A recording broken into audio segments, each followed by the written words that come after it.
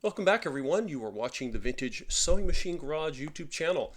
And in this episode, I am going to thread the Singer 99K. This threading procedure is good for Singer 99s, Singer 99Ks, which is the same machine, different factory where it was made, Singer 66, the Singer 185. All of these machines are cousins because they share essentially the same mechanical design. Sometimes there's a different shape to the body with the 185, and often you'll see it in green, but this procedure should work for all of those models. All right, let's see. Now you may see something slightly different. If you have a Singer 66 or a very old 99 that goes back to the treadle days, you may see a slight difference in its thread path, but not much. It should be fairly straightforward. Okay, make sure that you have, I think this is the original felt washer. But if you don't have one, you can get them. They're very inexpensive. You need that not only to protect the finish, again, of your machine, but to make sure that your spool does not rattle and fly off on you, because modern spools are plastic and they don't weigh as much as the wooden spools that would have been used back when this machine was new. All right, so you're going to come off of the spool pin right here.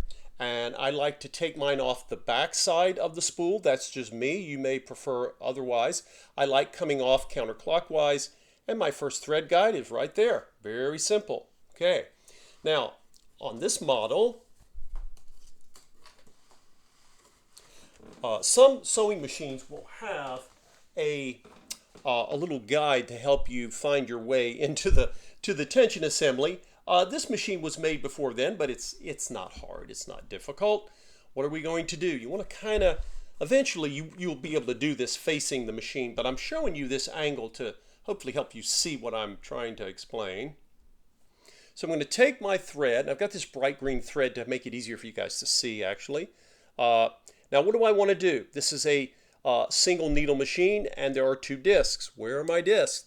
If you put the thread here behind all of the discs, no, that will not work. You will have serious problems really quick. If you put it right here, that will not work either.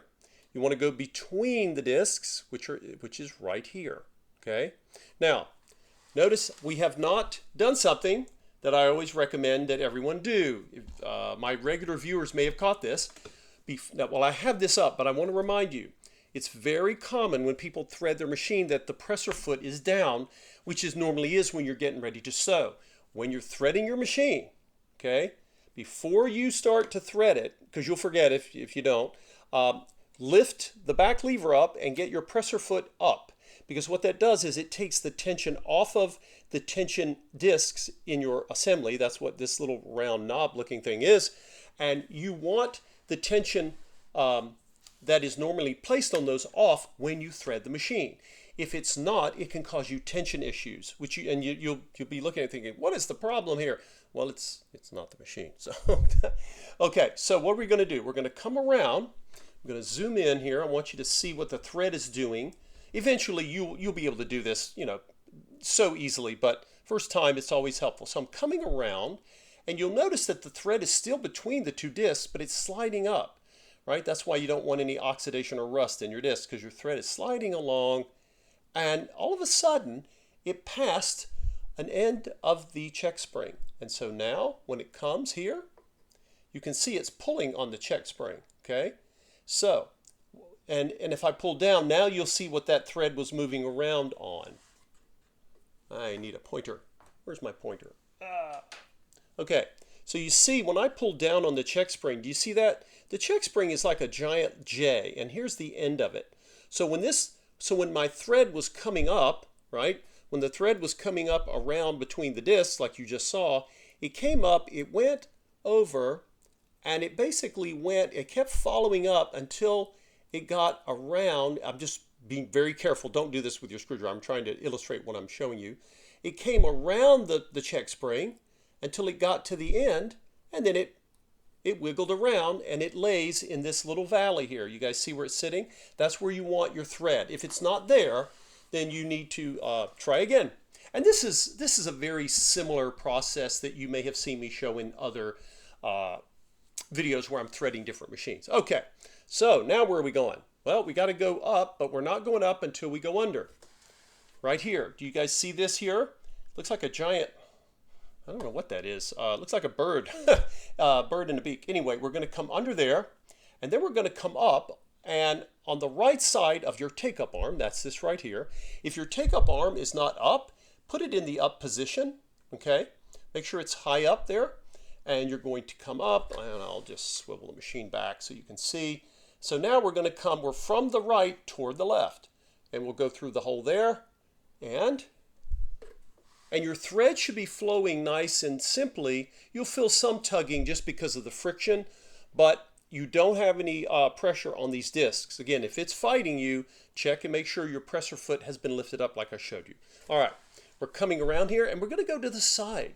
We're going to go back right here, and you have a thread guide, and watch what happens. Now, you may need to kind of hold onto your spool loosely so the thread doesn't go flying, but I'm going to come here, and I'm going to pull. I went behind the guide.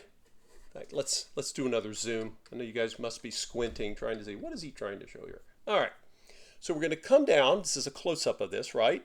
You're going to come behind the thread guide and just pull forward, right? And I don't know if you heard that, click.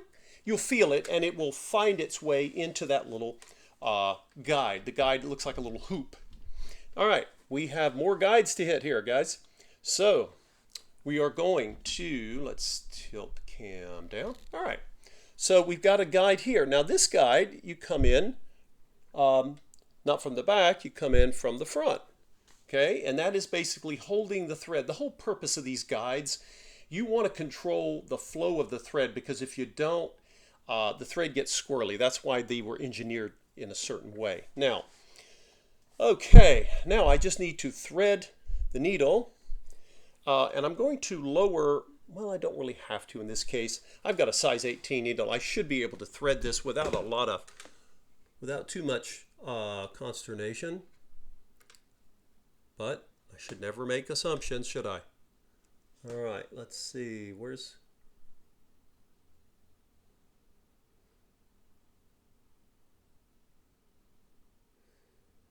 if you cannot see the needle, the eye of the needle, you can always shine a little flashlight through it. I haven't turned the electric light on because I haven't turned my power on yet. Okay, now I have gotten, remember I had that last thread guide, and then we come down and we thread the needle, and there it is, okay? Now, we have not adjusted our tension yet, and that's all right. So, there we go. That is the threading of the Singer 99K. And just for good measure, we'll go ahead and again highlight. You should be able to see with this bright green thread, you can see the path, right? Now, your manual will have this information in there. They will describe it with text, and they'll have a drawing, sometimes photos, depends on how vintage the manual is. And the manuals are helpful. You really should have the manual.